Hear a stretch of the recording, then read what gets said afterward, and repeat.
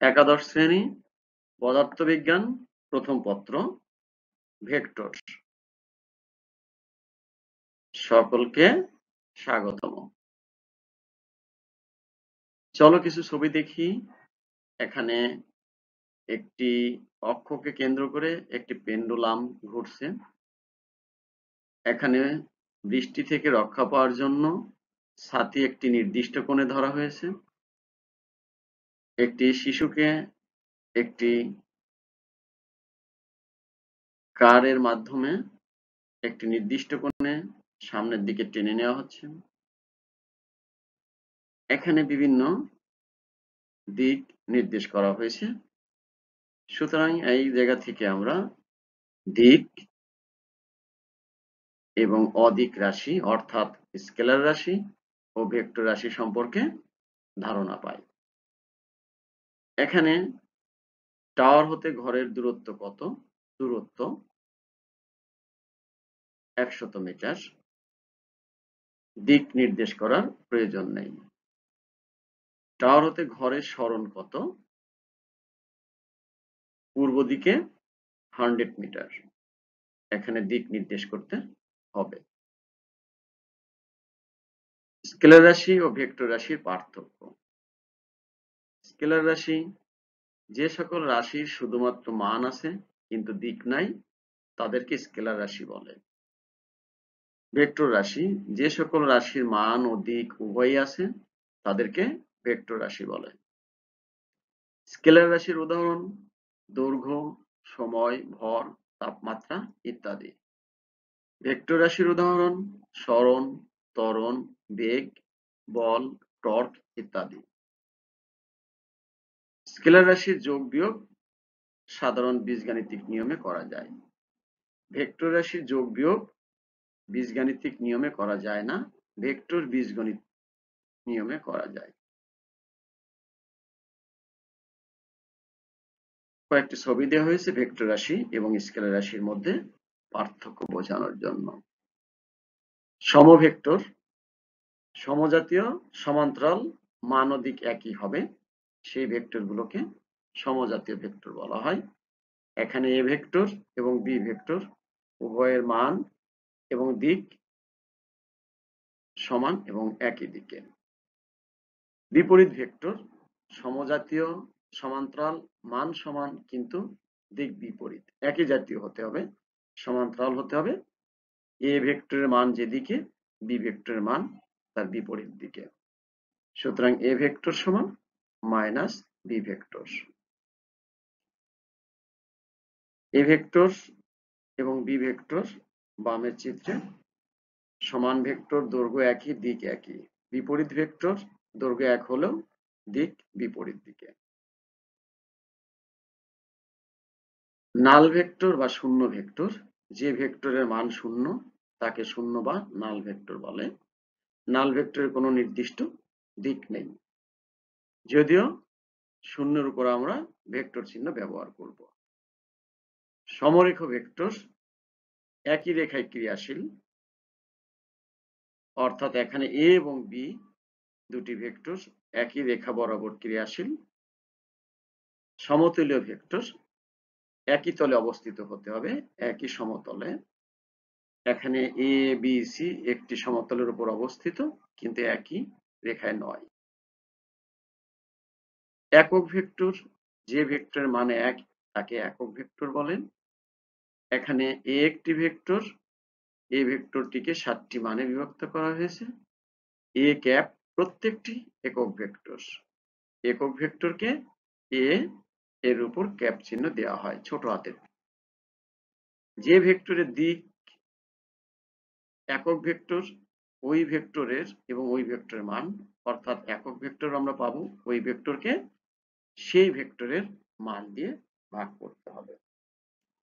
আয়তকার একক vector x Y Z অক্ষ বরাবর একক ভেক্টর যথাক্রমে আই জে কে কে আয়তকার একক ভেক্টর বলা হয়। অর্থাৎ আমরা যদি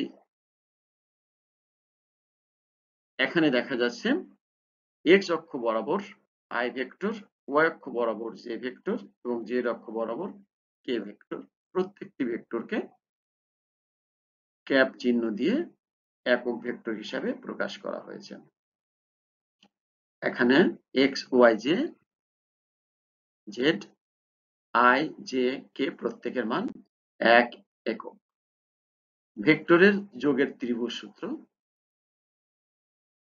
প্রথম ভেক্টরের শীর্ষবিন্দু দ্বিতীয় ভেক্টরের আদিবিন্দু স্থাপন করার পর প্রথম ভেক্টরের পাদবিন্দু থেকে দ্বিতীয় ভেক্টরের শীর্ষবিন্দুর সংযোজক সরলরেখায় ভেক্টরের দ্বয়ের লব্ধির মান ও দিক নির্দেশ করে। এটিকেই ভেক্টর ত্রিভুজ বলা হয়, অর্থাৎ A vector plus B vector equal C vector. অবস্থান ভেক্টর: প্রসঙ্গ কাঠামোর মূল বিন্দুর সাপেক্ষে কোন বিন্দুর অবস্থান যে ভেক্টরের সাহায্যে নির্ণয় করা হয় তাকে অবস্থান ভেক্টর বলে। এখানে একটি ত্রিমাত্রিক স্থানাঙ্ক ব্যবস্থায় ঘরের ভিতরের অংশ দেখানো হয়েছে। যদি আমরা একটা বিন্দুকে নির্দিষ্ট করি তাহলে আমাদের এক্স অক্ষ বরাবর, ওয়াই অক্ষ বরাবর এবং জেড অক্ষ বরাবর তিনটি অক্ষ তিন দিকে কল্পনা করা হয়। এর মাঝে একটি বিন্দু স্থাপন করলে সেই বিন্দু, এখানে যেমন একটি ফ্যান পি বিন্দু, পি বিন্দুটাকে এখানে এক্স অক্ষ বরাবর যাওয়া হবে, ওয়াই অক্ষ বরাবর এবং জেড অক্ষ বরাবর, তারপরে ওপি হবে অবস্থান ভেক্টর। এই অবস্থান ভেক্টরকে আর দ্বারা প্রকাশ করা হয়। অবস্থান ভেক্টরকে আবার ব্যাসার্ধ ভেক্টরও বলা হয়।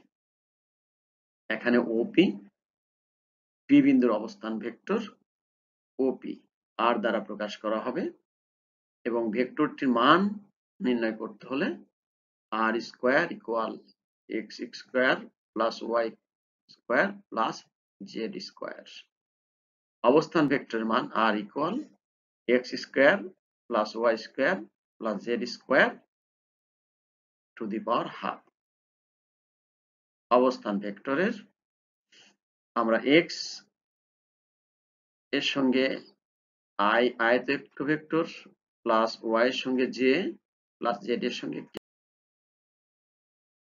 ভেক্টরের যোগের সামন্ত্রিক সূত্র: কোনো একটি বিন্দুর উপর এককালীন ক্রিয়াশীল পি এবং কিউ দুটি ভেক্টর যদি কোনো সামন্ত্রিকের সন্নিহিত বাহু বরাবর নির্দেশ করে তাহলে ওই বিন্দুতে অঙ্কিত কর্ণটি ভেক্টর দ্বয়ের লব্ধির মান ও দিক নির্দেশ করবে।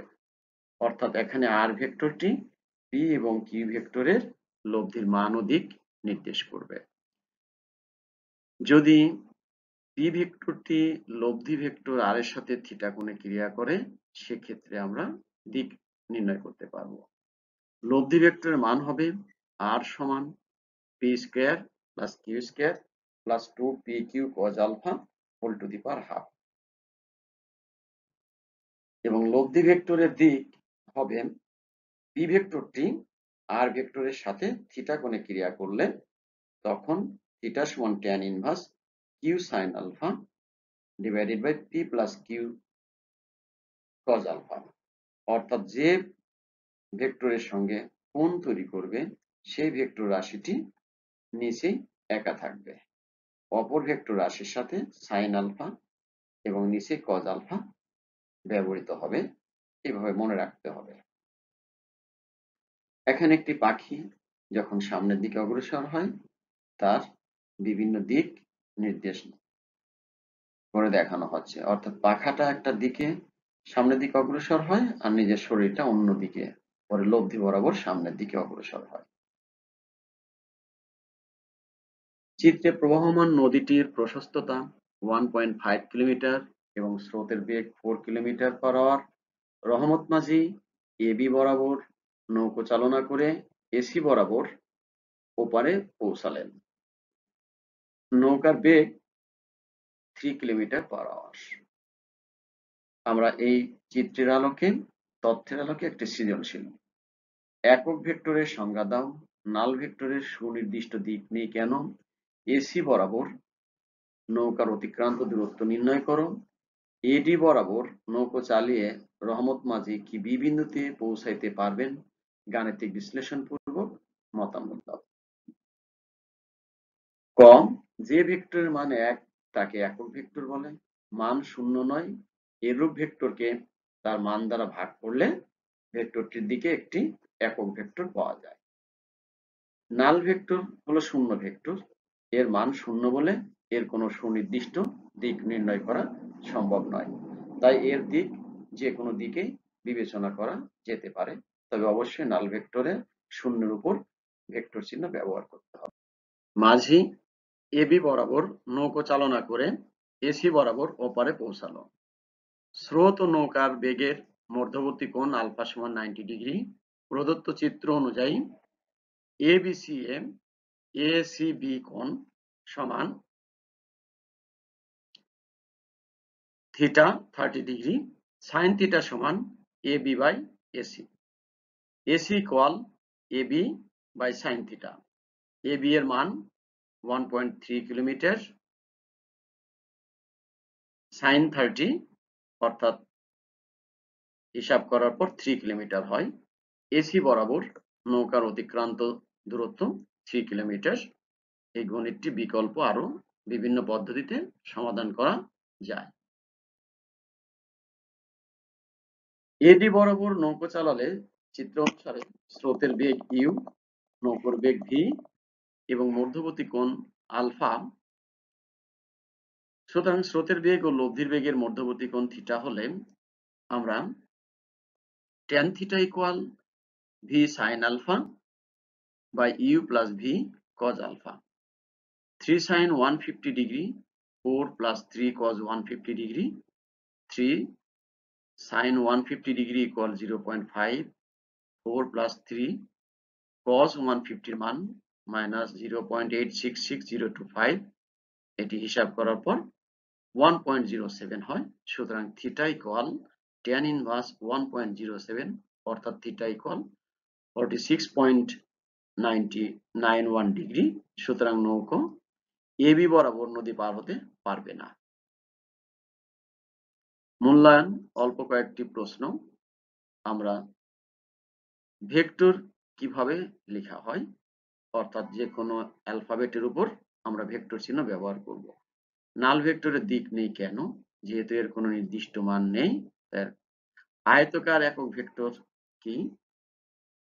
এক্স ওয়াই জেড অক্ষ বরাবর যে ত্রিমাত্রিক স্থানাঙ্ক ব্যবস্থায় আই জে কে ভেক্টরগুলো কল্পনা করা হয় তাদেরকে আয়তাকার ভেক্টর বলে। ভেক্টর যোগের ত্রিভুজ সূত্রটি এর আগে বলা হয়েছে। নিচের উদ্দীপকের আলোকে বাসায় এই সৃজনশীল প্রশ্নটি সমাপ্ত করার চেষ্টা করবে।